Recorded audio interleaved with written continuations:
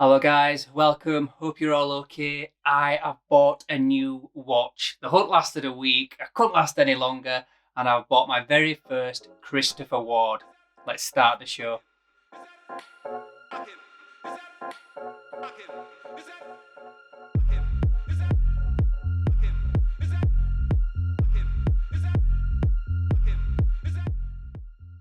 Right, what better way to start than a wrist watch check? The new C65 Super Compressor. It's 41 mil. It retails at £1,000. And I've heard a lot about Christopher Ward over the last few years about the quality and the design, and I have taken note of them. But just with it being a British watch, I had a bit of money in my pocket. Basically, I sold the Tudor Blackberry Red last week, and I think I must have a thing for vintage divers because I had that, and then I sold it, and then I've gone and picked up another vintage diver. Completely different in looks, I know, but this has got something a little bit special about it, I feel.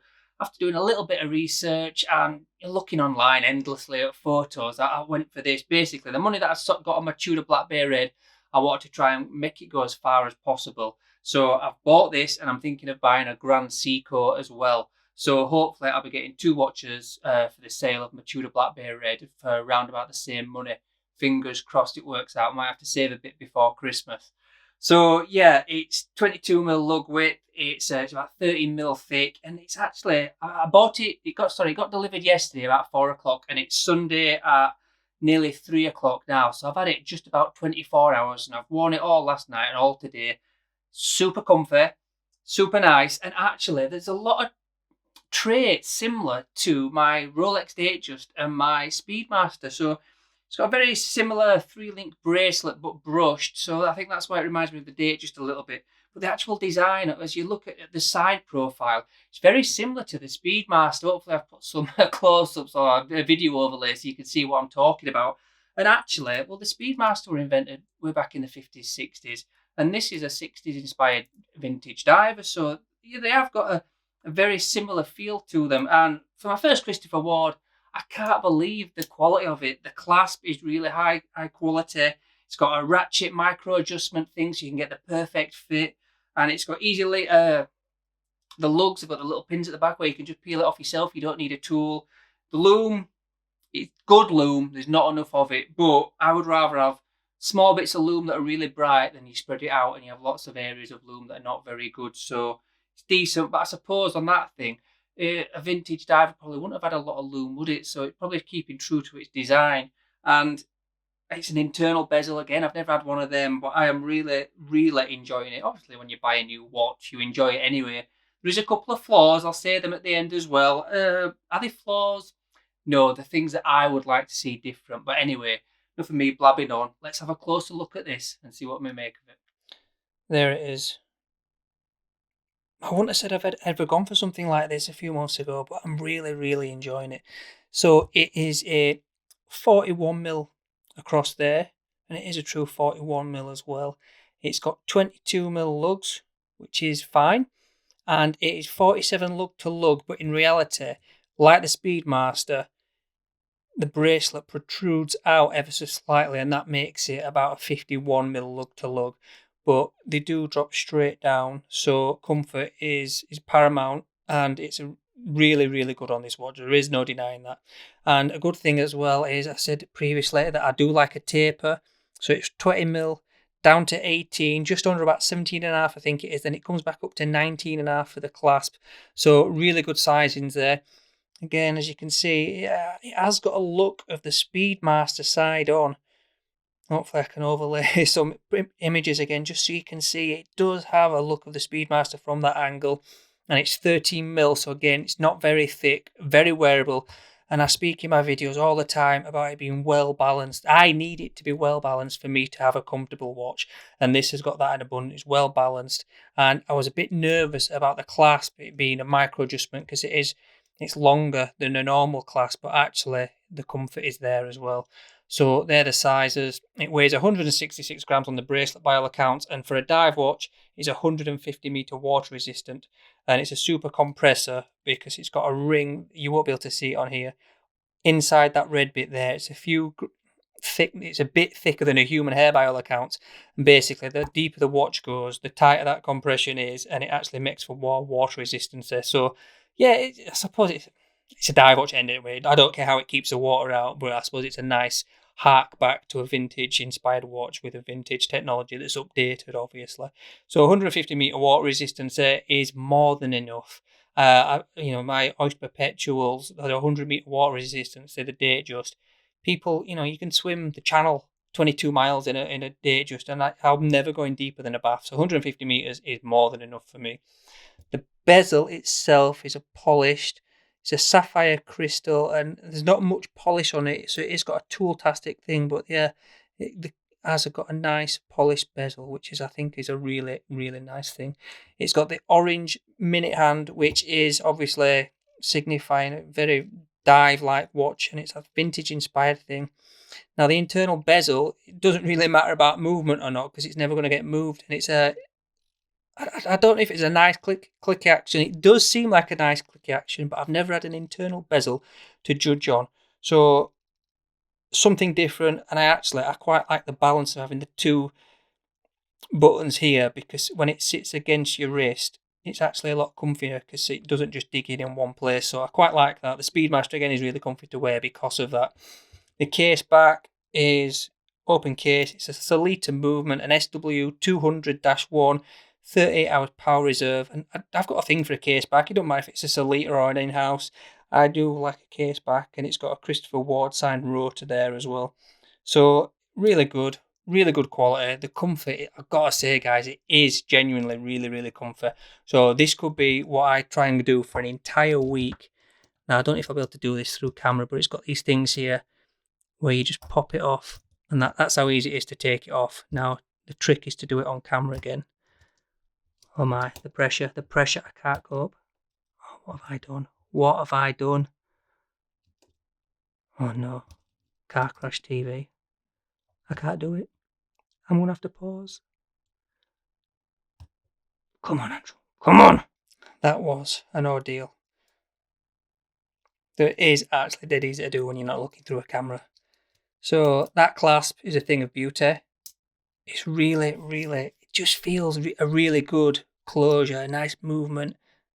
Yeah, I do like that. And it's got the micro adjustment there underneath it. What have I done? I'm going to have to take it off again to show you. Right, so that's taken off there. Spin it around. And you pull that in there.